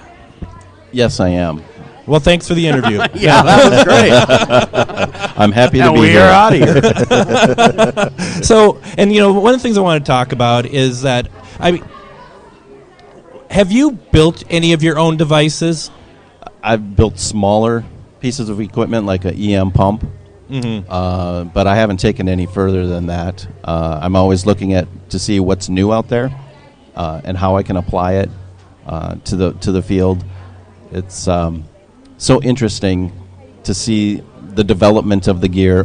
I mean, even with the spirit boxes that you use over the years, and now they're going into these portals and other types of pieces of equipment. It's just nice to see the evolution of all this stuff. Yeah, and you actually, and I'm not trying to embarrass you, but you've actually you've talked with Bill Chappell. You guys are friends, and you guys, I mean, if you don't mind, what does he ever like share ideas with you, or have you help test stuff, or what? When the Paranormal Puck came out, there was a beta test, and I helped with that. he specifically works with the Apple type products. Gotcha. Because it's easier for him from a programming standpoint. Apple has maybe just a dozen or so operating systems. When you get into the Android, he said that there could be up to 6,000 configurations. And so since I'm using Android mobile devices, I'll work with him a little bit and just give him feedback on what's working and what's not. Yeah, I have seen some Android apps out there that he's collaborated on here and there, but they're nowhere near done. I mean, there's still kind of that infancy, especially the Android, like you said. Seems to be a tougher, maybe even operating system to kind of wrap your mind around. There's so many variations when you have the different manufacturers, mobile device manufacturers, and they all have their own little tweaks and stuff from a standardized operating system. So how long have you been investigating? Since 2010, so about 7 years. And what have you noticed in terms of technology? What has been like the biggest leap forward for the field? Right now, I would have to say the Bill's SLS system, structured light system, being able to actually pick something up on a camera, not just an apparition or an orb, but actually getting a figure, a stick figure. A lot of it can be false positives because it is reflecting off of different surfaces. But I think that's probably been the biggest advancement that I've seen. No, I'm a bit of a tech idiot when it comes to a lot of this stuff out there. I'm pretty much a camera recorder kind of guy. So the thing with the stick figure is that where you utilized, of course, the Xbox Kinect. Is that what that is? Yeah. There is some proprietary issues there and stuff, so I kind of refer to the SLS camera, but definitely that is a derivative from the Kinect camera. I remember the first time I ever met you was at Walcott for Paranormal Affair. We did investigation, and I remember, I just came out there with my spirit box, this thing going, and there you are over in the corner with your SLS, and it's like, I think it was like attached to like it seemed like some tablet, like either like an iPad or something. Like this dude is serious, and what is going on? He wasn't messing around. No kidding. Going there, I'm just like, oh, my flashlight's going on and off, and you're just having like a Terminator over there, and you're just like walking around, and I'm just like, what on earth is happening around here? What is it that really fires your imagination with using such technical devices? A lot of people I was working with in the beginning would tell me, oh, I sense this or I feel that. And I realized that I'm as sensitive as a rock. And so I figured if I'm going to do this, I got to have some type of something to help me. And that kind of fueled me to go towards the gadgetry. And be honest, I've spent way too much money than what I should on this stuff. But I'm always looking for the best evidence possible. Because I'm like everybody else. We all have our questions. We want to get answers. And the only way that I know how to is to use the latest technology that's out there. Do you have like something in mind that you would love to see built that you think that if it could be figured out that it could work? I like the communication part, but I think we're all more visual. And so if there was a way that we could get through that veil to that next level, but I don't know how to go about doing that. It would be cool to have a camera that when you look through it, there's the ghost. Kind of like 13 Ghosts, the movie, where they put the glasses on, there's the ghost. Exactly. Ultimately, that would be beautiful. Right? You'd have it all. Yeah. But we're not there yet or anytime soon, I'm assuming. We're going into the IR and the full spectrum, but obviously that's for more this dimension. So how do we get to the next level in seeing through that veil? Yeah, is there like any special area that you like to keep to within? Within the gadgetry, there's certain areas, visual, audio. ITC. What is it that you tend to navigate towards most? Visual for me with the SLS, the cameras. Although I will admit, I'll if I see something new, like with the new portals that they're using. Yeah. I actually purchased one of those this weekend. So I would prefer staying in the visual because I think seeing is believing. But I'm all over the board, whatever I can get. Have you ever? Sure. Oh, go ahead. Oh, I just said that's great that you're pushing that envelope. You're forward thinking and not thinking about what's already here.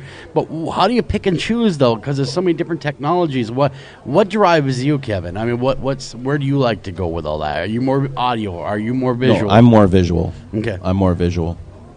So have you ever thought about, because I've thought about this before, you know how like the Spirit Box, at least like the SB7, uses white noise to get responses, or that's a big part of it. You know, I've seen experiments done with television using static to try to get visuals in terms of like and recording and doing frame rates and getting specific frames to see if anything shows up. Have you ever tried anything like that? I've never heard of that, so now you're piquing my curiosity. I mean, because it's like the visual version of white noise.